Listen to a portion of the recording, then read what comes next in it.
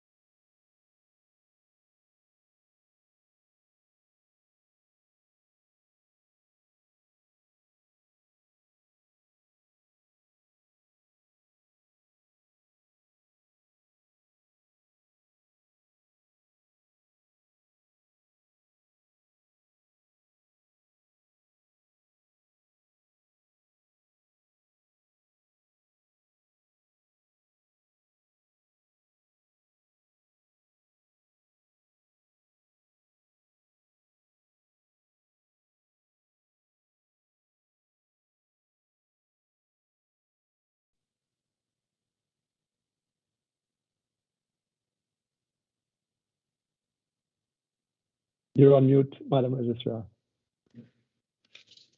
Thank you, sir.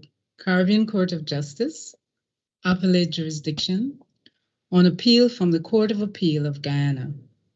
Judgment delivery in CCJ Appeal number GYCV2019 of 2019 between Blairmont Rice Investments Incorporated and Kayman Sankar Investments Limited, Kayman Sankar and Company Limited, and Benny Sankar. The panel for the delivery comprised the honors Mr. Justice Saunders, President and Presiding Judge. Good morning, Counsel. Good afternoon, Counsel. Mr. Justice Witt. Good afternoon, Counsel. Madam Justice Rajnath Lee. Good afternoon, everyone. Mr. Justice Burgess. Good afternoon, Counsel. And Mr. Justice Jamadar. Good afternoon, everyone. Counsel, may we have your appearances? Good afternoon, Your Honors. I am Sanjeev Datadin, and with me is Ms. Jamila Ali, Senior Counsel, and Mr. Donovan Rangaya, and we appear for Blairmont Rice Investment, Inc., the appellants. Your Honors, if it pleases you, Juman Yasin, for the respondent associated with Mr. Tini Husti. Okay. Good afternoon again, Counsel. Well, you have seen the advanced copy of the judgment of the court. The decision of the court was authored by Mr. Justice Burgess with the concurrent judgment of Mr. Justice Jamadar. And on one of the two main points, I had a dissenting view. I would ask, I know that Mr. Justice Burgess was having a difficulty at his end. I'm not sure whether you are in a position to read the summary. If not, then I would ask Mr. Justice Jamadar, but maybe you can indicate, Mr. Justice Burgess. Yes, I think it is advisable that Mr. Justice Jamadar reads it, because it would be very inconvenient for me to read it at this point in time. Yes. Okay. Mr. President, may I ask whether you can see me? Because I'm not certain whether I'm... Actually, the picture fades in and out, so that sometimes we see you as we are now, but then sometimes there is quite a bit of static, and we aren't able to see you very clearly. But you know, we know you are with us, certainly in spirit. And I appreciate the challenges that Thank you you. indicated that you were having on your side. Yes. So I would ask Justice Jamada to read the summary that was prepared of the court's decision. Thank you very much, President. Before I begin, let me just indicate that this summary is not to be considered as an authoritative source or as a replacement for the substantive judgment of the court. On the 21st of December 2006, the appellant, purchaser, and the respondent's vendors executed 3 agreements for the purchase and sale of lands in Von Beta Berbice. The 3 agreements are similar. All provided for the payment of the balance of the purchase price in half-yearly installments, paid in June and December, or to be paid in June and December over a period of 9 years, the installment subclause. The relationship between the parties went awry when the appellant failed to pay their June 2010 and December 2010 installments in respect of all 3 agreements. Via letters, the respondents notified the appellant of their breach, but this was to no avail. In a final letter dated the 17th of January 2011, the respondents expressed that they accepted the appellant's repudiation of the agreements. The appellant did not accept that the agreements were at an end. This prompted the respondents to initiate legal action claiming rescission of the contracts, repossession of the lands, and unspecified damages. At the High Court, then Chief Justice Chang held that the agreements were rescinded and ordered that the respondents pay restitution to the appellant. The appellant appealed to the Court of Appeal. The Court of Appeal determined that the installment payment subclause was an essential term which made time of the essence, and the failure of the appellant to satisfy their payment obligations entitled the respondents to repudiate the agreements. The appellant, still not satisfied, sought redress to this court. Before this court, an important issue for the court's consideration arose for the first time, which was the fact that the appellant was struck off the company's register since the 24th of July 2010. The court determined that there were 2 issues to be addressed. First, whether the appellant's breach of the installment payment subclause was repudiatory, entitling the respondents to repudiate the agreements. Secondly, whether the appellant, as a company that had been struck off the register, could defend against a legal action brought by the respondents. Justice Burgess delivered the judgment of the court, and Justice Jamada delivered a concurring judgment. President Saunders delivered a concurring opinion on the first point, but dissented from the majority on the second point. Justice Burgess highlighted the approaches of classifying breaches of contract. The traditional approach focuses on the nature of the breach, categorizing terms as either conditions, if they were terms, breach of which went to the root of the contract, or warranties, if they were terms, collateral to the purpose of the contract. As he explained, the modern approach, which is adumerated in the Hong Kong first shipping case, looks at the gravity of the breach. The underlying principle is that some terms are complex, the breach of which may or may not give rise to an event which will deprive the non-defaulting party of substantially the whole benefit which it was intended they should obtain. These terms were classified as innominate terms. Justice Burgess concluded that the installment payment subclause was an innominate term. In coming to this conclusion, he endorsed the principles established in the Wood and Rainy Sky cases, that in interpreting a commercial contract, the court's function was to ascertain the objective meaning of the language which the parties have chosen to express their agreement. The question is what a reasonable person, circumstanced as the actual parties were, would have understood the parties to have meant by the use of the specific language. A reasonable person could not determine, based on the wording of the installment payment subclause, that non-performance of it presumptively constituted a substantial failure to perform the contract. The term could be breached trivially or substantially. Additionally, even considering the wider context, that is, the evidence of the appellant's knowledge of the respondent's obligations to the bank and their cognizance of the need for punctual compliance, whatever its significance, would not change the character of this term, given the context of the agreement as a whole. The variety of consequences that could follow breach of the installment payment subclause meant that it could not be classified as a condition. It was therefore an innominate term. Justice Burgess then determined that the breach of the installment payment subclause deprived the respondents of substantially the whole benefit of the contract.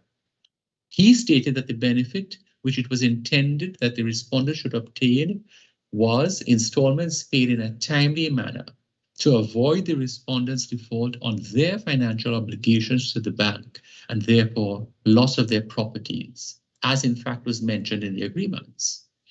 The appellant's failure to pay installments for an entire year was so expensive as to have a serious consequence on the commercial purpose of the venture between itself and the respondents.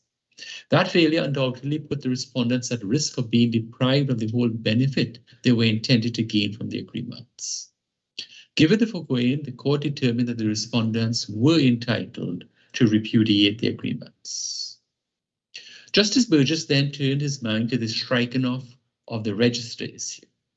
He rejected the respondent's contention that a company struck off the register loses its legal personality, and that personality is only regained if and when the company is restored to the register. In the absence of an express statute to the contrary, it is more correct to say that the legal personality of the company is suspended when it is struck off the register. The company only loses its legal personality when it is wound up and dissolved under Section 402(1) of the Companies Act. Section 488 of the Companies Act, on its plain words, preserves the legal personality of a company for the limited purpose of the enforcement of its liability incurred either prior or after it's being struck off. But the struck off company cannot enforce any liability owed to it. That section ensures that companies cannot escape their liabilities by causing their company to be removed from the register. For completeness, the court added that where a struck-up company wished to pursue enforcement of a liability, it must be restored to the register according to Section 4875 of the Companies Act. Justice Burgess observed further that the above interpretation of Section 488 is purposive and accords with the policy of the Companies Act in Guyana. It is also rational, reasonable, and upholds the values of fairness and justice, as it is in the public interest that the liabilities of companies be satisfied. Justice Burgess further noted that this second issue arose at an unacceptably late stage in the proceedings. He stated that before litigation against a company is initiated, there should always be a search of the company's register to determine the status of that company.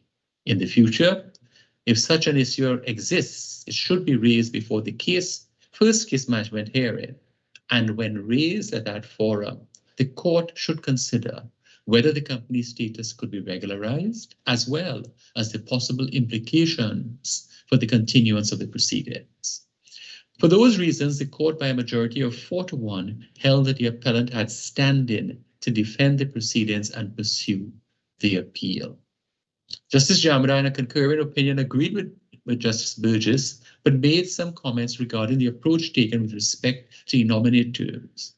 The judge stated that innominate terms were a part of the law of contract in the Caribbean, though it had not been widely interrogated in judgments. The classification of terms as being innominate or intermediate allows for flexibility and advances Caribbean jurisprudence. He opined that such classification was not limited to inherently complex contracts or terms and depended on an objective interpretation of the contractual language used in the relevant surrounding circumstances.